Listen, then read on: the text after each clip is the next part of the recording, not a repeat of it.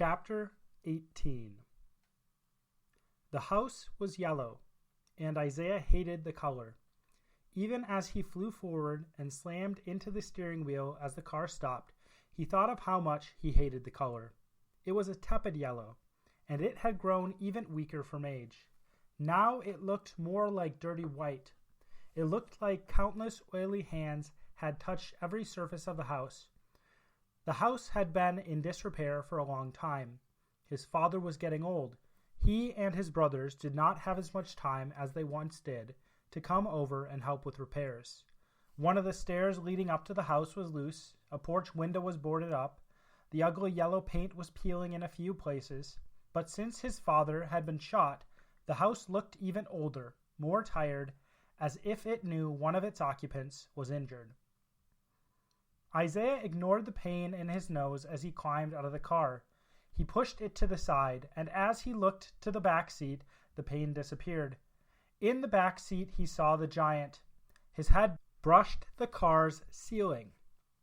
His shoulders pushed Jeremiah and Hosea into the doors. A hand was up to his face. A deep groan left the man's mouth. Isaiah saw a trickle of blood come from under the man's hand, trickle past his mouth, and drip off his jawline. "Get him out," Hosea said. Isaiah glanced over to his oldest brother. Hosea's face was furrowed with seriousness. His serious eyes were on Ezekiel. His hands were thrown up and gesturing toward the house again and again after he spoke. Ezekiel was already muttering something back, but Isaiah did not listen. He turned toward the house. He looked at the yellow walls. He looked at the broken step and up the dirty white gutters. If Mom isn't home, his thought trailed off. He hoped she was not, though he knew she most likely was. Ezekiel had said that the emptiness of the house seemed to weigh on her, but he had also said that it was the only place she wanted to be. "Through the front door," Hosea said from behind him. Isaiah thought it sounded like an answer to something. When he looked back, he saw the giant was out of the car, and Ezekiel was behind the large man, holding the gun with both hands and pointing it at the man's back. Isaiah looked toward Hosea. Hosea's door was open, and Isaiah's oldest brother was just beginning to pull himself out. "Front door?" Isaiah called to Hosea. "Front door," Hosea answered back. His voice was filled with certainty. By the time Isaiah started to move up the front steps, he had forgotten that the first step was broken. When he pushed his foot down on it, it sank toward the mud beneath his weight, and his foot slipped off. Isaiah swore to himself. He brought his foot up again and over the first step. When he had reached the top of the landing, he looked back to the car. Jeremiah was the first in line, and the man loomed over the youngest brother. Jeremiah glanced back at the man. "We're going to that house." Jeremiah pointed to the small yellow house. If Jeremiah were afraid, Isaiah could not tell.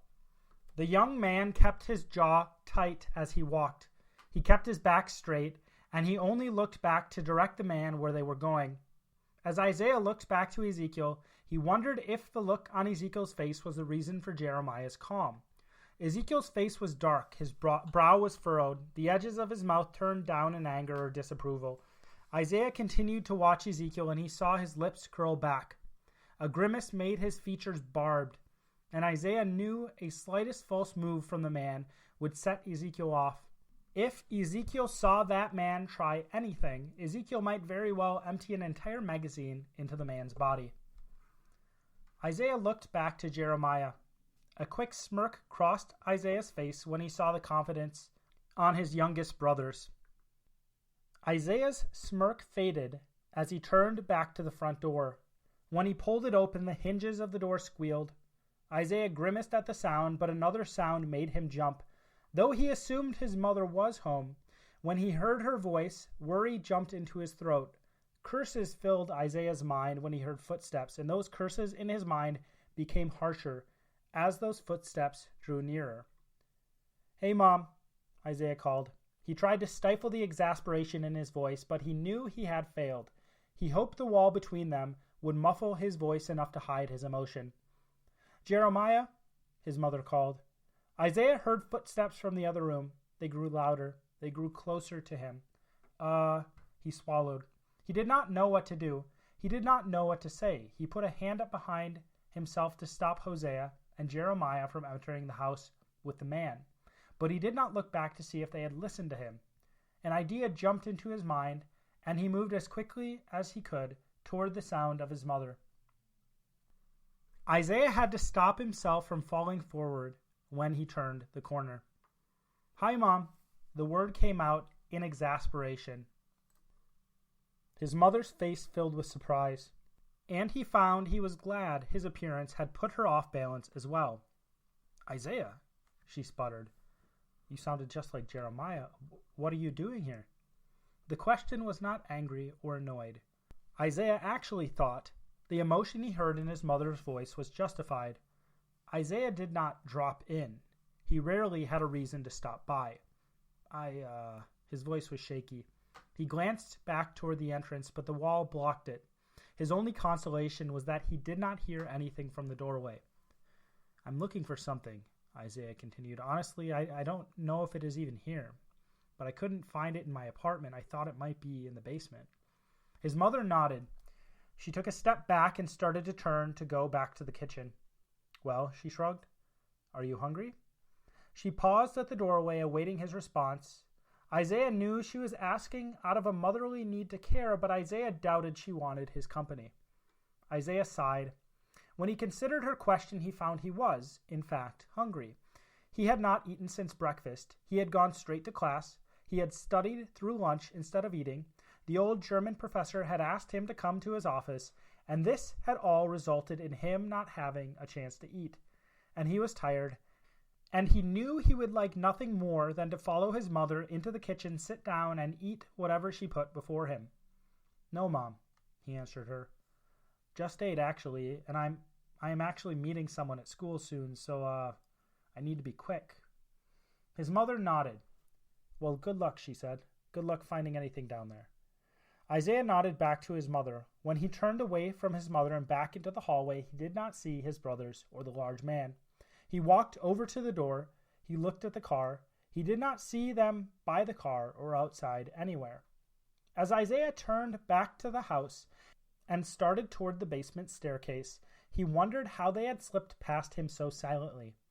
Part of him doubted they were in the house at all, but the voice of Ezekiel from down the steps told him otherwise. At first, he could not identify the voice. It was biting, dark, angry. As Isaiah walked down the steps, he heard a growl. "Do you want to take that risk?" Isaiah heard a bark. And with the last syllable of that sentence, he realized it was Ezekiel. "Damn Ezekiel," he thought. Surprise moved through him with that thought. He did not know Ezekiel was capable of such emotion. All he thought Ezekiel was capable of was worry. Was not Ezekiel a scared little man? Was he not scared of what might happen in the next few moments? Scared of acting because of what his action might result in? Now Isaiah was hearing action in the voice of his brother. Isaiah took his time descending into the basement. He heard a slap, a sharp palm hitting a face. The slap was followed by a moment of sharp silence, and then a long grunt. When he had fully descended the stairs, he almost laughed. What he saw appeared to be an interrogation scene from a detective noir novel.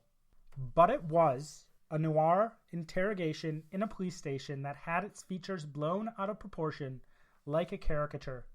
His brothers had pulled on the light. A light bulb hung bald at the center of the old fieldstone basement.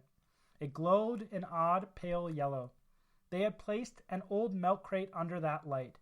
The man, with hands tied behind his back and feet tied together, sat on the milk crate. Hosea was off to one side, leaning against a wall, looking on. Jeremiah stood next to him, looking lost, looking like he did not know what to do or what to do with his hands. Ezekiel, whose voice he had heard, stood at the center of the basement. He stood over the man. His lips were closed tight. His eyes were not filled with anger. And what Isaiah saw in his brother's eyes made him feel disappointment, because it did not fit with what he had heard in his brother's voice. Isaiah saw fear in Ezekiel's eyes, but no, it was not fear. It was almost as if his eyes were filled with regret. "Who do you work for?" Ezekiel's voice was a growl, but Isaiah still saw the pain in his brother's eyes. "Ezekiel, Zeke." Hosea's voice rasped from the side of the basement. We don't need to know who he works for. We already know who he works for. We need to know where they are taking Daniel. Ezekiel glanced at his oldest brother. The sharp look on his face slipped as he looked over to Hosea, but he realized that the serious look on his face had slipped, and he put it on, poorly, as quickly as he could. Ezekiel turned back to the large man sitting on the milk crate. The hard face had completely returned, but it was too late. The large man was smiling, an ugly smile filled with snaggle teeth. Ezekiel had lost the battle. Any fear that was in that man before was gone, and Isaiah looked on in pity at his brother. Ezekiel turned back with that stern mask he had on before, but Ezekiel did not realize he had lost. He went on barking at the man for another 10 minutes, and the man, though he did not smile, had a smirk on his face. Finally, Ezekiel turned from the man with a look of exasperation on his face. He looked to Hosea and Jeremiah, but he was quick to turn toward the steps and Isaiah. Ezekiel sighed when he reached Isaiah. Their eyes met. Ezekiel pursed his lips. "Hell is, I don't know," he muttered, but he said nothing else. Isaiah pursed his lips. He wanted to sigh himself for his brother. Or maybe it was not his brother he felt pity for. Maybe he felt pity for himself, that he had been right about Ezekiel. Maybe his brother was incapable of such a thing as this, a puzzle that seemed as if it had an easy solution. Well, Isaiah pulled himself from the steps and to the center of the basement. He did not say anything else. He was sure everyone knew what he meant. His words and actions said, "Let me get a crack at this." And a few swift steps brought him to the center of the room. Isaiah looked down at the man. He did not have to look far. The man was so tall that even when he sat, the top of his head reached Isaiah's chin. Isaiah swallowed down his nerves. He did not think any person was so large as to make Isaiah feel small even as he sat. "What is your name?" Isaiah asked. He tried to make his voice smooth through his nervousness. He tried to make his voice friendly. He knew he needed to be a friend of this man.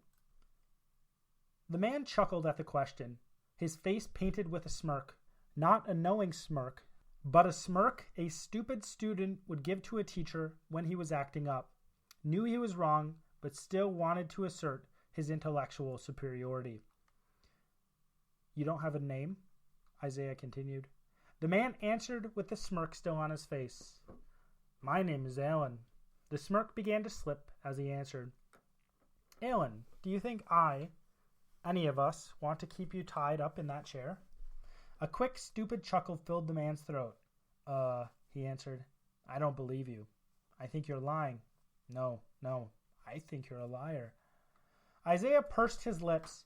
He felt anger tighten his chest, but he took a slow breath before that anger could make its way to his face.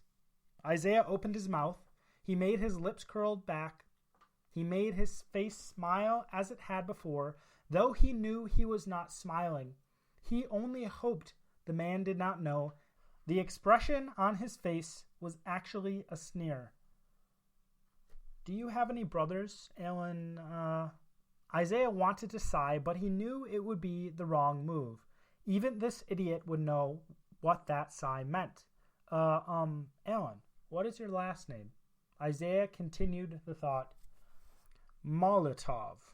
The man grunted out the word, and as he said it, Isaiah swore the multiple syllables made the man sound intelligent. "Alan Molotov," Isaiah repeated. "Do you have any brothers?"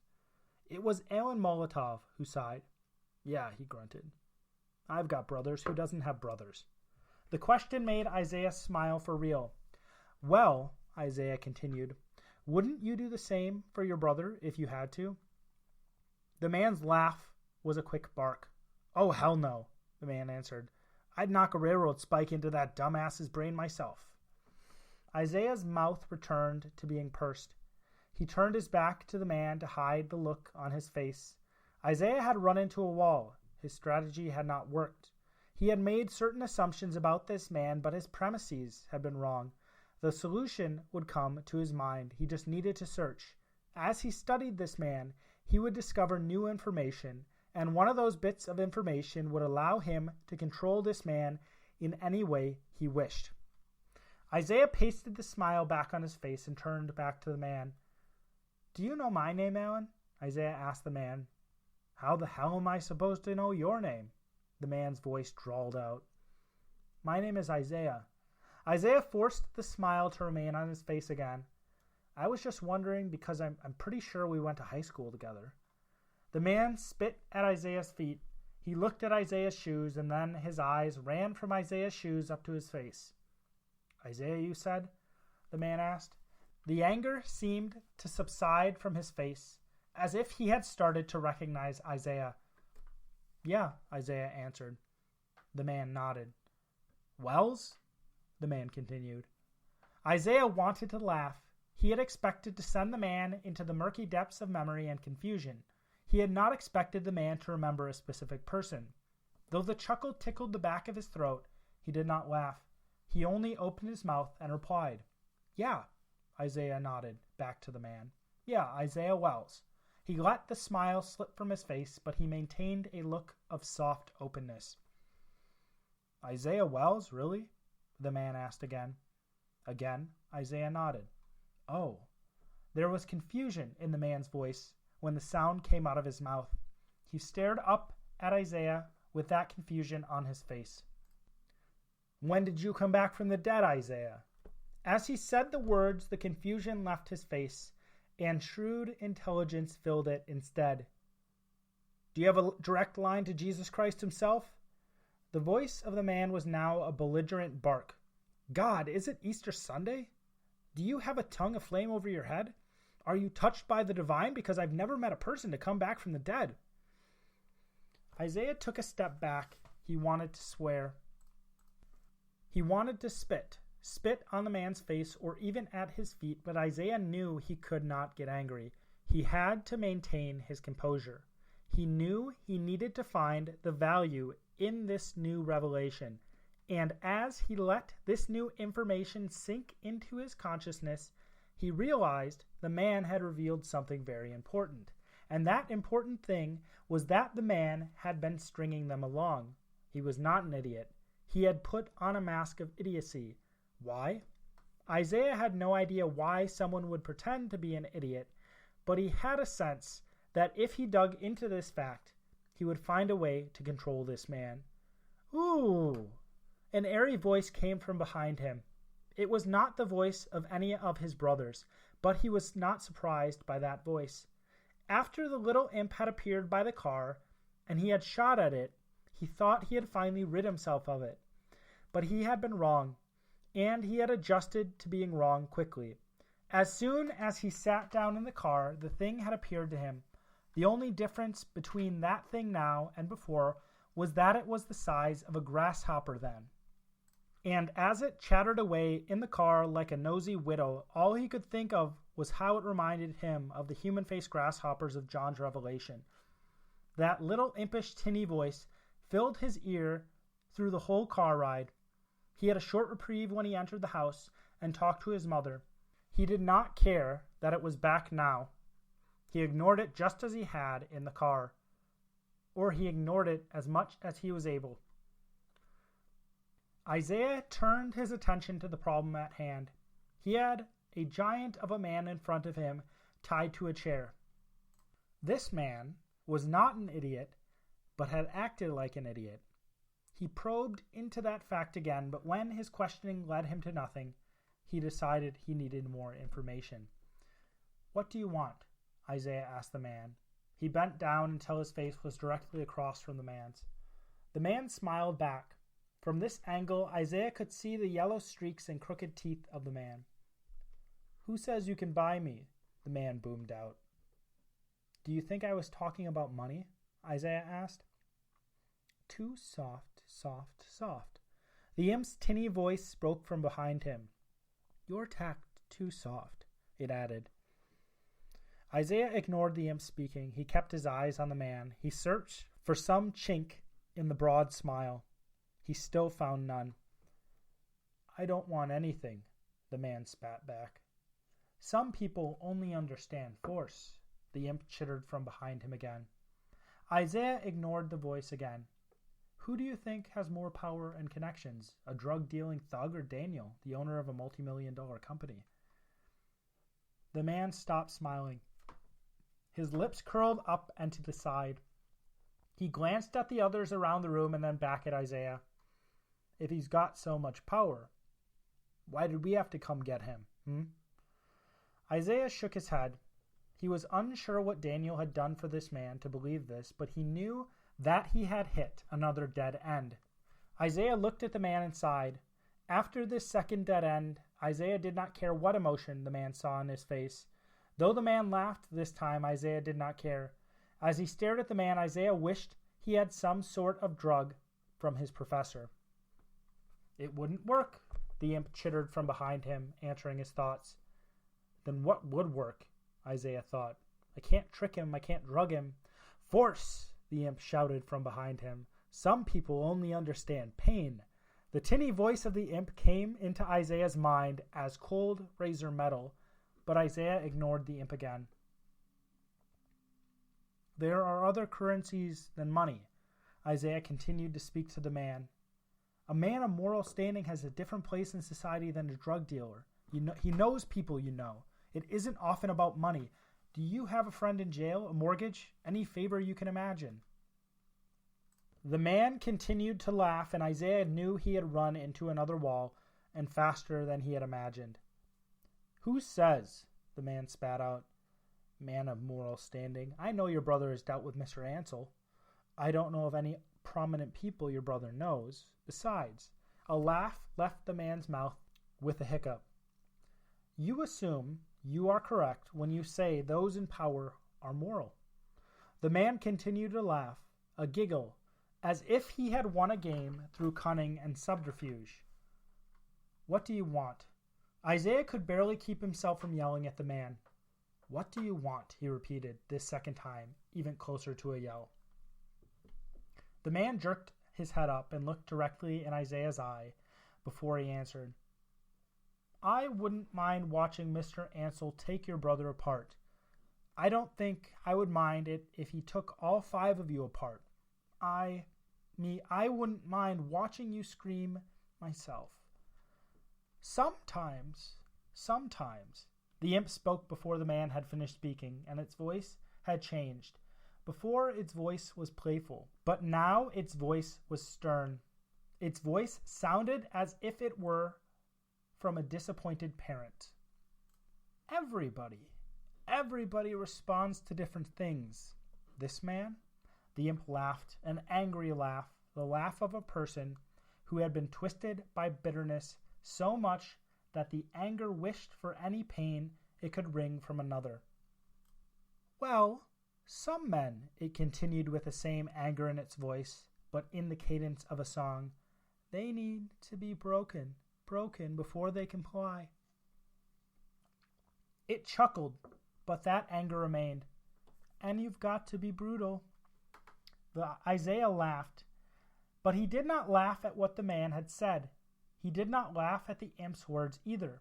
Isaiah laughed at himself. He laughed because he thought he could outsmart this man, but he had been wrong. He had failed.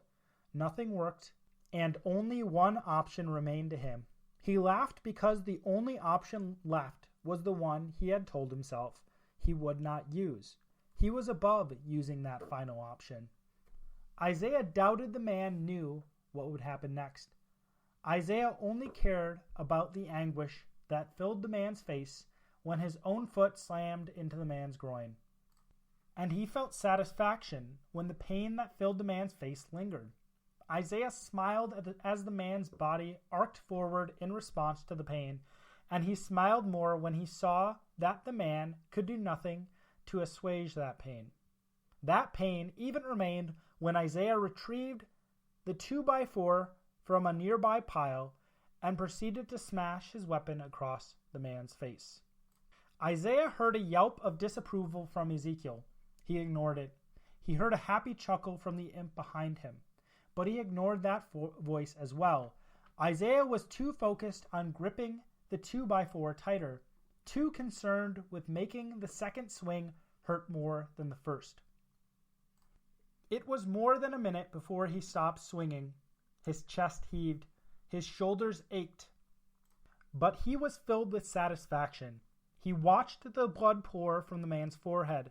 He saw the eyes pressed together in pain. The man's body still arced, trying to break free of his bonds, but he could not. As Isaiah stared at the man and the man's new posture, the laughter of the imp filled his ears, and satisfaction swelled in his chest so much he thought he might burst into laughter himself. So, when Isaiah spoke, he found his breathing was heavy. "Do you want to help me now?" When the man opened his eyes and looked over, the eyes told Isaiah everything he needed to know.